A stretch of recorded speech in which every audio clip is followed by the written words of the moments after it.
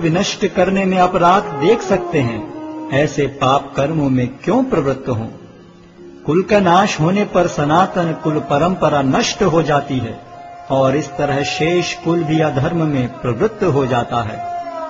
हे कृष्ण, जब कुल में अधर्म प्रमुख हो जाता है तो कुल की स्त्रियां दूषित हो जाती हैं और स्त्रीत्व के पतन से हे वृष्णिवंशी अवांछित संतानें उत्पन्न होती हैं। अवांछित संतानों की वृद्धि से निश्चय ही परिवार के लिए तथा पारिवारिक परंपरा को विनष्ट करने वालों के लिए नारकीय जीवन उत्पन्न होता है।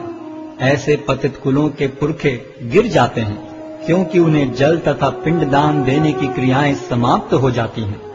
जो लोग कुल परंपरा को विनष्ट करते हैं और इस तरह अवांछित संतानों को जन्म देते हैं, उनके दुष्कर्मों से समस्त प्रकार की सामुदायिक योजनाएं तथा पारिवारिक कल्याण कार्य विनष्ट हो जाते हैं।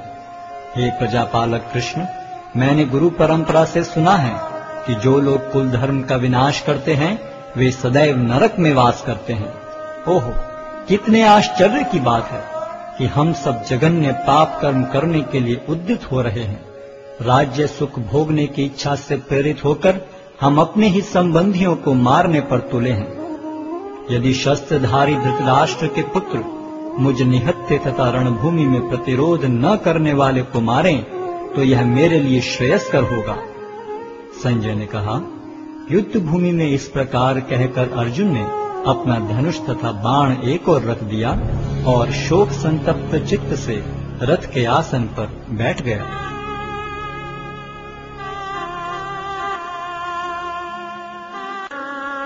अध्याय 2 गीता का सार। संजय ने कहा, करुणा से व्याप्त शोकयुक्त अश्रुपूरित नेत्रों वाले अर्जुन को देखकर मधुसूदन कृष्ण ने ये शब्द कहे। श्री भगवान ने कहा, हे अर्जुन, तुम्हारे मन में यह कलमश आया कैसे? यह उस मनुष्य के लिए तनिक भी अनुकूल नहीं है जो जीवन के मूल्य को जानता हो। इससे उच्च लोक की नहीं अपितु अपयश की प्राप्ति होती है। हे प्रतापुत्र, इस हीन नपुंसकता को प्राप्त मत हो, यह तुम्हें शोभा नहीं देती। हे शत्रुओं के दमन करता, हृदय की शुद्ध दुर्बलता को त्याग कर युद्ध के लिए खड़े हो। अर्जुन ने कहा, हे शत्रुहंता, हे मधुसूदन, मैं युद्ध भूमि में किस तरह भीष्म तथा द्रोण जैसे पूजनीय व्यक्तियों पर उलटकर बाण चलाऊंगा? ऐसे महापुरुषों को जो मेरे गुरु हैं, उन्हें मारकर जीने की अपेक्षा इस संसार में भीख मांगकर खाना अच्छा है। भले ही वे सांसारिक लाभ के इच्छुक हों, किंतु हैं तो गुरुजन ही। यदि उनका वध होता है तो हमारे द्वारा भोग्य प्रत्येक वस्तु उनके रक्त से सनी होगी। हम यह भी नहीं जानते कि हमारे लिए क्या श्रेष्ठ है, उनको जीतना या उनके द्वारा जीते जाना। यदि हम धृतराष्ट्र के पुत्रों का वध कर देते हैं तो हमें जीवित रहने की आवश्यकता नहीं है, फिर भी वे युद्ध भूमि में हमारे समक्ष खड़े हैं। अब मैं अपनी कृपण दुर्बलता के कारण अपना कर्तव्य भूल गया हूँ और सारा धैर्य खो चुका हूँ। ऐसी अवस्था में मैं आपसे पूछ रहा हूँ कि जो मेरे लिए श्रेयस्कर हो उससे निश्चित रूप से बताएं। अब मैं आपका शिष्य हूँ और आपका शरणागत हूँ, कृपया मुझे उपदेश दें।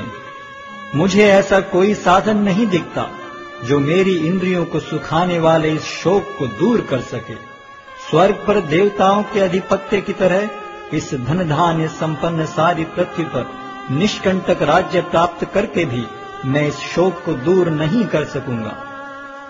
संजय ने कहा, इस प्रकार कहने के बाद शत्रुओं का दमन करने वाला अर्जुन कृष्ण से बोला, हे गोविंद, मैं युद्ध नहीं करूंगा, और चुप हो गया। हे भरतवंशी धृतराष्ट्र, उस समय दोनों सेनाओं के मध्य शोकमग्न अर्जुन से कृष्ण ने मानो हंसते हुए ये शब्द कहे। श्री भगवान ने कहा, तुम पांडित्यपूर्ण वचन करते हुए उनके लिए शोक कर रहे हो जो शोक करने योग्य नहीं हैं। जो विद्वान होते हैं वे न तो जीवित के लिए न ही मृत के लिए शोक करते हैं। ऐसा कभी नहीं हुआ कि मैं न रहा हूं या तुम न रहे हो, अथवा ये समस्त राजा न रहे हों, और न ऐसा है कि भविष्य में हम लोग नहीं रहेंगे। जिस प्रकार शरीरधारी आत्मा इस शरीर में बाल्यावस्था से करुणावस्था में और फिर वृद्धावस्था में निरंतर अग्रसर होता रहता है, उसी प्रकार मृत्यु होने पर आत्मा दूसरे शरीर में चला जाता है। धीर व्यक्ति ऐसे परिवर्तन से मोह को प्राप्त नहीं होता। हे कुंती पुत्र, सुख तथा दुख का क्षणिक उदय तथा कालक्रम में उनका अंतर्धान होना सर्दी तथा गर्मी की ऋतुओं के आने जाने के समान है। हे भरतवंशी, वे इंद्रिय बोध से उत्पन्न होते हैं और मनुष्य को चाहिए कि अविचल भाव से उनको सहन करना सीखे। हे पुरुष श्रेष्ठ अर्जुन, जो पुरुष सुख तथा दुख में विचलित नहीं होता और इन दोनों में संभाव रखता है, वह निश्चित रूप से मुक्ति के योग्य है। तत्वदर्शियों ने यह निष्कर्ष निकाला है कि असत का तो कोई चिरस्थायित्व नहीं है, किंतु सत अपरिवर्तनीय रहता है। उन्होंने इन दोनों की प्रकृति के अध्ययन द्वारा यह निष्कर्ष निकाला है। जो सारे शरीर में व्याप्त है, उसे ही तुम अविनाशी समझो। उस अव्यय आत्मा को नष्ट करने में कोई भी समर्थ नहीं है। अविनाशी, अप्रमेय तथा शाश्वत जीव के भौतिक शरीर का अंत अवश्यम भावी है। अतः हे भरतवंशी, युद्ध करो। जो इस जीवात्मा को मारने वाला समझता है तथा जो इसे मरा हुआ समझता है, वे दोनों ही अज्ञानी हैं, क्योंकि आत्मा न तो मरता है और न मारा जाता है। आत्मा के लिए किसी भी काल में न तो जन्म है न मृत्यु। वह न तो कभी जन्मा है, न जन्म लेता है और न जन्म लेगा। वह अजन्मा, नित्य, शाश्वत तथा पुरातन है। शरीर के मारे जाने पर वह मारा नहीं जाता। हे पार्थ, जो व्यक्ति यह जानता है कि आत्मा अविनाशी, अजन्मा, शाश्वत तथा अव्यय है, वह भला किसी को कैसे मार सकता है या मरवा सकता है। जिस प्रकार मनुष्य पुराने वस्त्रों का त्याग कर नए वस्त्र धारण करता है, उसी प्रकार आत्मा पुराने तथा व्यर्थ के शरीरों को त्याग कर नवीन भौतिक शरीर धारण करता है। यह आत्मा न तो कभी किसी शस्त्र द्वारा खंड खंड किया जा सकता है, न अग्नि द्वारा जलाया जा सकता है, न जल द्वारा भिगोया या वायु द्वारा सुखाया जा सकता है। यह आत्मा अखंडित तथा अघुलनशील है। इसे न तो जलाया जा सकता है, न ही सुखाया जा सकता है। यह शाश्वत, सर्वव्यापी, अविकारी, स्थिर तथा सदैव एक सा रहने वाला है। यह आत्मा अव्यक्त, अकल्पनीय तथा अपरिवर्तनीय कहा जाता है। यह जानकर तुम्हें शरीर के लिए शोक नहीं करना चाहिए। किंतु यदि तुम यह सोचते हो कि आत्मा अथवा जीवन का लक्षण सदा जन्म लेता है तथा सदा मरता है, तो भी हे महाबाहु, तुम्हारे शोक करने का कोई कारण नहीं है।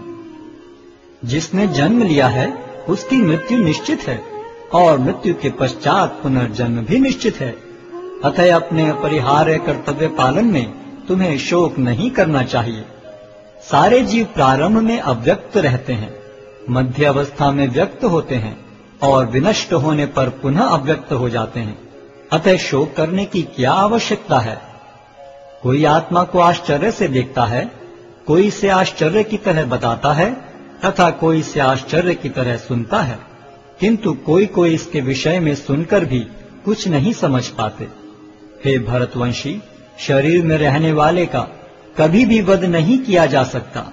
अतः तुम्हें किसी भी जीव के लिए शोक करने की आवश्यकता नहीं है। क्षत्रिय होने के नाते अपने विशिष्ट धर्म का विचार करते हुए तुम्हें जानना चाहिए कि धर्म के लिए युद्ध करने से बढ़कर तुम्हारे लिए अन्य कोई कार्य नहीं है। अतः तुम्हें संकोच करने की कोई आवश्यकता नहीं है। हे पार्थ, वे क्षत्रिय सुखी हैं जिन्हें ऐसे युद्ध के अवसर अपने आप प्राप्त होते हैं, जिससे उनके लिए स्वर्ग लोक के द्वार खुल जाते हैं। किंतु यदि तुम युद्ध करने के स्वधर्म को संपन्न नहीं करते, तो तुम्हें निश्चित रूप से अपने कर्तव्य की उपेक्षा करने का पाप लगेगा और तुम योद्धा के रूप में भी अपना यश खो दोगे। लोग सदैव तुम्हारे अपयश का वर्णन करेंगे और सम्मानित व्यक्ति के लिए अपयश तो मृत्यु से भी बढ़कर है। जिन जिन महान योद्धाओं ने तुम्हारे नाम तथा यश को सम्मान दिया है, वे सोचेंगे कि तुमने डर के मारे युद्ध भूमि छोड़ दी है और इस तरह वे तुम्हें तुच्छ मानेंगे। तुम्हारे शत्रु अनेक प्रकार के कटु शब्दों से तुम्हारा वर्णन करेंगे और तुम्हारी सामर्थ्य का उपहास करेंगे। तुम्हारे लिए इससे दुखदाई और क्या हो सकता है? हे कुंती पुत्र, तुम यदि युद्ध में मारे जाओगे तो स्वर्ग प्राप्त करोगे, या यदि तुम जीत जाओगे तो पृथ्वी के साम्राज्य का भोग करोगे। अतः दृढ़ संकल्प करके खड़े हो और युद्ध करो। तुम सुख या दुख, हानि या लाभ, विजय या पराजय का विचार किए बिना युद्ध के लिए युद्ध करो। ऐसा करने पर तुम्हें कोई पाप नहीं लगेगा। यहाँ मैंने वैश्लेषिक अध्ययन द्वारा इस ज्ञान का वर्णन किया है। अब निष्काम भाव से कर्म करना बता रहा हूँ, उसे सुनो। हे प्रताप पुत्र, तुम यदि ऐसे ज्ञान से कर्म करोगे तो तुम कर्मों के बंधन से अपने को मुक्त कर सकते हो। इस प्रयास में न तो हानि होती है न ही ह्रास, अपितु इस पथ पर की गई अल्प प्रगति भी महान भय से रक्षा कर सकती है। जो इस मार्ग पर चलते हैं वे प्रयोजन में दृढ़ रहते हैं और उनका लक्ष्य भी एक होता है। हे कुरुनंदन, जो दृढ़ प्रतिज्ञ नहीं है उनकी बुद्धि अनेक शाखाओं में विभक्त रहती है। अल्पज्ञानी मनुष्य वेदों के उन अलंकारिक शब्दों के प्रति अत्यधिक आसक्त रहते हैं जो स्वर्ग की प्राप्ति, अच्छे जन्म, शक्ति इत्यादि के लिए विविध सकाम कर्म करने की संस्तुति करते हैं। इंद्रिय तृप्ति तथा ऐश्वर्य में जीवन की अभिलाषा के कारण वे कहते हैं कि इससे बढ़कर और कुछ नहीं है। जो लोग इंद्रिय भोग तथा भौतिक ऐश्वर्य के प्रति अत्यधिक आसक्त होने से ऐसी वस्तुओं से मोहग्रस्त हो जाते हैं, उनके मनों में भगवान के प्रति भक्ति का दृढ़ निश्चय नहीं होता। वेदों में मुख्यतः प्रकृति के तीनों गुणों का वर्णन हुआ है। हे अर्जुन, इन तीनों गुणों से ऊपर उठो, समस्त द्वैतों और लाभ तथा सुरक्षा की सारी चिंताओं से मुक्त होकर आत्मपरायण बनो। एक छोटे से कूप का सारा कार्य एक विशाल जलाशय से तुरंत पूरा हो जाता है। इसी प्रकार वेदों के आंतरिक तात्पर्य जानने वाले को उनके सारे प्रयोजन सिद्ध हो जाते हैं। तुम्हें अपना कर्म करने का अधिकार है, किंतु कर्म के फलों के तुम अधिकारी नहीं हो। तुम न तो कभी अपने आप को अपने कर्मों के फलों का कारण मानो, न ही कर्म न करने में कभी आसक्त हो। हे अर्जुन, जय अथवा पराजय की समस्त आसक्ति त्याग कर समभाव से अपना कर्म करो, ऐसी समता योग कहलाती है। हे धनंजय, भक्ति के द्वारा समस्त गर्हित कर्मों से दूर रहो और उसी भाव से भगवान की शरण ग्रहण करो। जो व्यक्ति अपने सकाम कर्म फलों को भोगना चाहते हैं वे कृपण हैं। भक्ति में संलग्न मनुष्य इस जीवन में ही अच्छे तथा बुरे कार्यों से अपने को मुक्त कर लेता है। अतः योग के लिए प्रयत्न करो, क्योंकि सारा कार्य कौशल यही है। इस तरह भगवत भक्ति में लगे रहकर बड़े बड़े ऋषि, मुनि अथवा भक्तगण अपने आप को इस भौतिक संसार में कर्म के फलों से मुक्त कर लेते हैं। इस प्रकार वे जन्म मृत्यु के चक्र से छूट जाते हैं और भगवान के पास जाकर उस अवस्था को प्राप्त करते हैं जो समस्त दुखों से परे है। जब तुम्हारी बुद्धि मोह रूपी सघन वन को पार कर जाएगी तो तुम सुने हुए तथा सुनने योग्य सब के प्रति अन्य मनस्क हो जाओगे। जब तुम्हारा मन वेदों की अलंकारमयी भाषा से विचलित न हो और वह आत्म साक्षात्कार की समाधि में स्थिर हो जाए, तब तुम्हें दिव्य चेतना प्राप्त हो जाएगी। अर्जुन ने कहा, हे कृष्ण, अध्यात्म में लीन चेतना वाले व्यक्ति के क्या लक्षण हैं? वह कैसे बोलता है तथा उसकी भाषा क्या है? वह किस तरह बैठता और चलता है? श्री भगवान ने कहा, हे पार्थ, जब मनुष्य मनोधर्म से उत्पन्न होने वाली इंद्रिय तृप्ति की समस्त कामनाओं का परित्याग कर देता है और जब इस तरह से विशुद्ध हुआ उसका मन आत्मा में संतोष प्राप्त करता है, तो वह विशुद्ध दिव्य चेतना को प्राप्त स्थित प्रज्ञ कहा जाता है। जो त्रय तापों के होने पर भी मन में विचलित नहीं होता अथवा सुख में प्रसन्न नहीं होता और जो आसक्ति, भय तथा क्रोध से मुक्त है, वह स्थिर मन वाला मुनि कहलाता है। इस भौतिक जगत में जो व्यक्ति न तो शुभ की प्राप्ति से हर्षित होता है और न अशुभ के प्राप्त होने पर उससे घृणा करता है, वह पूर्ण ज्ञान में स्थिर होता है। जिस प्रकार कछुआ अपने अंगों को संकुचित करके खोल के भीतर कर लेता है, उसी तरह जो मनुष्य अपनी इंद्रियों को इंद्रिय विषयों से खींच लेता है, वह पूर्ण चेतना में दृढ़ता पूर्वक स्थिर होता है। देहधारी जीव इंद्रिय भोग से भले ही निवृत्त हो जाए, पर उसमें इंद्रिय भोगों की इच्छा बनी रहती है। लेकिन उत्तम रस के अनुभव होने से ऐसे कार्यों को बंद करने पर वह भक्ति में स्थिर हो जाता है। हे अर्जुन, इंद्रियां इतनी प्रबल तथा वेगवान हैं कि वे उस विवेकी पुरुष के मन को भी बलपूर्वक हर लेती हैं जो उन्हें वश में करने का प्रयत्न करता है। जो इंद्रियों को पूर्णतया वश में रखते हुए इंद्रिय संयम करता है और अपनी चेतना को मुझ में स्थिर कर देता है, वह मनुष्य स्थिर बुद्धि कहलाता है। इंद्रिय विषयों का चिंतन करते हुए मनुष्य की उनमें आसक्ति उत्पन्न हो जाती है और ऐसी आसक्ति से काम उत्पन्न होता है और फिर काम से क्रोध प्रकट होता है। क्रोध से पूर्ण मोह उत्पन्न होता है और मोह से स्मरण शक्ति का विभ्रम हो जाता है। जब स्मरण शक्ति भ्रमित हो जाती है तो बुद्धि नष्ट हो जाती है और बुद्धि नष्ट होने पर मनुष्य भवकूप में पुनः गिर जाता है। किंतु समस्त राग तथा द्वेष से मुक्त एवं अपनी इंद्रियों को संयम द्वारा वश में करने में समर्थ व्यक्ति भगवान की पूर्ण कृपा प्राप्त कर सकता है। इस प्रकार से कृष्ण भावनामृत में तुष्ट व्यक्ति के लिए संसार के तीनों ताप नष्ट हो जाते हैं और ऐसी तुष्ट चेतना होने पर उसकी बुद्धि शीघ्र ही स्थिर हो जाती है। जो कृष्ण भावनामृत में परमेश्वर से संबंधित नहीं है, उनकी न तो बुद्धि दिव्य होती है और न ही मन स्थिर होता है, जिसके बिना शांति की कोई संभावना नहीं है। शांति के बिना सुख हो भी कैसे सकता है। जिस प्रकार पानी में तैरती नाव को प्रचंड वायु दूर बहा ले जाती है, उसी प्रकार विचरणशील इंद्रियों में से कोई एक जिस पर मन निरंतर लगा रहता है, मनुष्य की बुद्धि को हर लेती है। अतः हे महाबाहु, जिस पुरुष की इंद्रियां अपने अपने विषयों से सब प्रकार से विरत होकर उसके वश में है, उसी की बुद्धि निस्संदेह स्थिर है। जो सब जीवों के लिए रात्रि है, वह आत्म संयमी के जागने का समय है, और जो समस्त जीवों के जागने का समय है, वह आत्मनिरीक्षक मुनि के लिए रात्रि है। जो पुरुष समुद्र में निरंतर प्रवेश करती रहने वाली नदियों के समान इच्छाओं के निरंतर प्रवाह से विचलित नहीं होता और जो सदैव स्थिर रहता है, वही शांति प्राप्त कर सकता है, वह नहीं जो ऐसी इच्छाओं को तुष्ट करने की चेष्टा करता हो।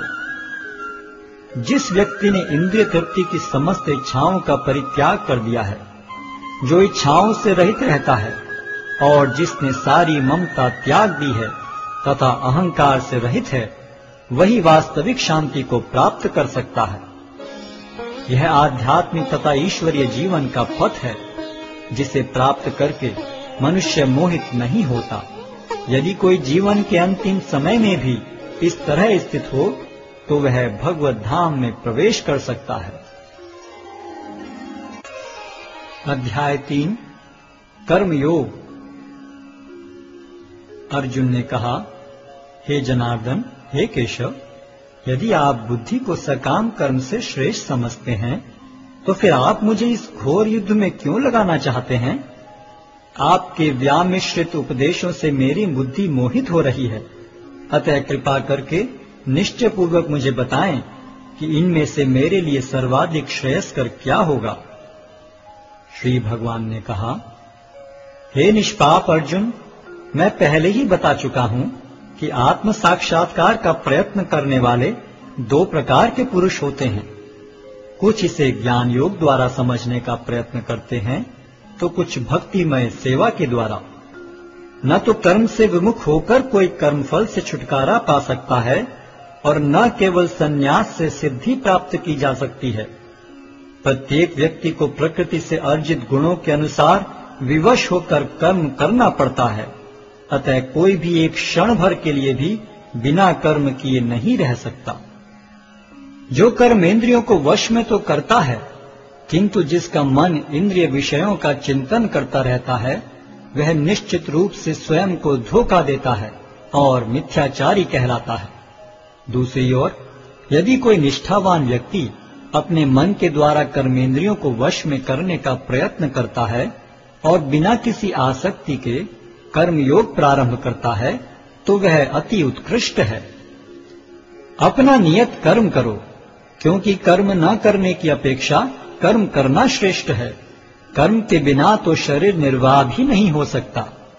श्री विष्णु के लिए यज्ञ रूप में कर्म करना चाहिए, अन्यथा कर्म के द्वारा इस भौतिक जगत में बंधन उत्पन्न होता है। अतः हे कुंती पुत्र, उनकी प्रसन्नता के लिए अपने नियत कर्म करो। इस तरह तुम बंधन से सदा मुक्त रहोगे।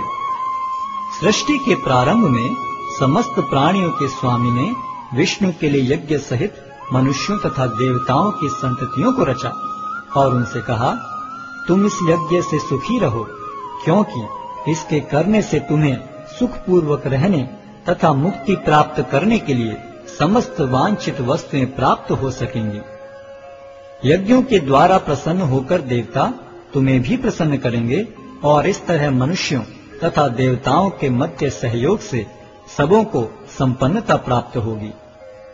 जीवन की विभिन्न आवश्यकताओं की पूर्ति करने वाले विभिन्न देवता यज्ञ संपन्न होने पर प्रसन्न होकर तुम्हारी सारी आवश्यकताओं की पूर्ति करेंगे, किंतु जो इन उपहारों को देवताओं को अर्पित किए बिना भोगता है, वह निश्चित रूप से चोर है।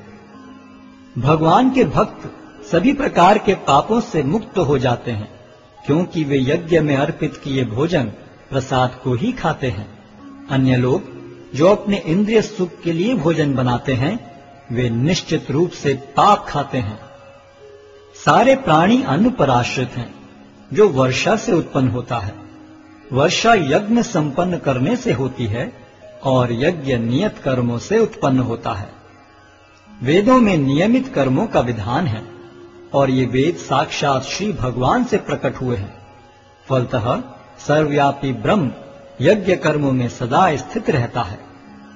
हे प्रिय अर्जुन, जो मानव जीवन में इस प्रकार वेदों द्वारा स्थापित यज्ञ चक्र का पालन नहीं करता, वह निश्चय ही पाप में जीवन व्यतीत करता है।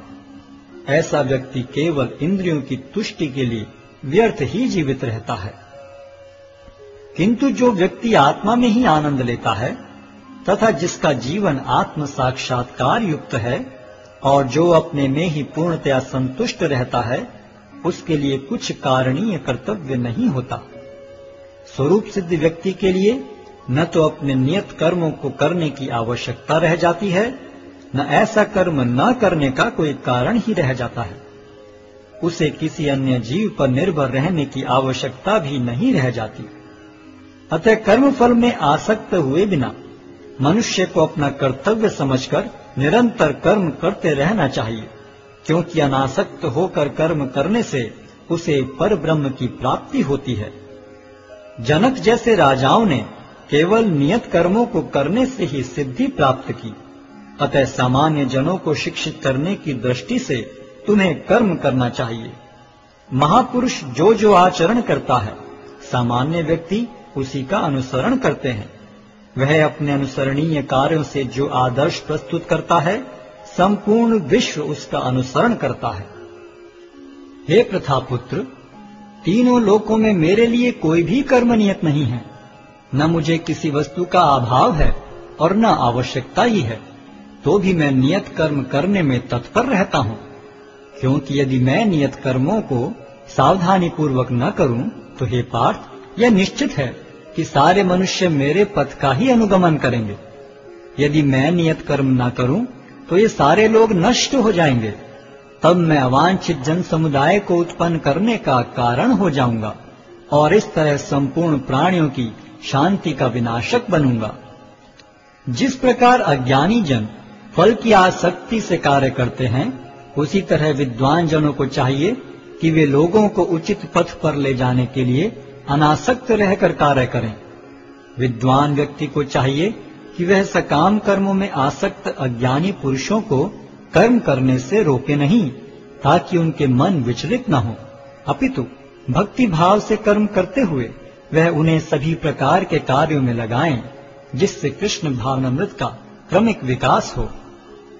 जीवात्मा अहंकार के प्रभाव से मोहग्रस्त होकर अपने आप को समस्त कर्मों का कर्ता मान बैठता है, जबकि वास्तव में वे प्रकृति के तीनों गुणों द्वारा संपन्न किए जाते हैं। हे महाबाहो, भक्ति भाव में कर्म तथा सकाम कर्म के भेद को भली भांति जानते हुए जो परम सत्य को जानने वाला है, वह कभी भी अपने आप को इंद्रियों में तथा इंद्रिय तृप्ति में नहीं लगाता। माया के गुणों से मोहग्रस्त होने पर अज्ञानी पुरुष पूर्णतया भौतिक कार्यों में संलग्न रहकर उनमें आसक्त हो जाते हैं। यद्यपि उनके ये कार्य उनमें ज्ञानाभाव के कारण अधम होते हैं, किंतु ज्ञानी को चाहिए कि उन्हें विचलित न करे। अतः हे अर्जुन, अपने सारे कार्यों को मुझ में समर्पित करके मेरे पूर्ण ज्ञान से युक्त होकर लाभ की आकांक्षा से रहित, स्वामित्व के किसी दावे के बिना तथा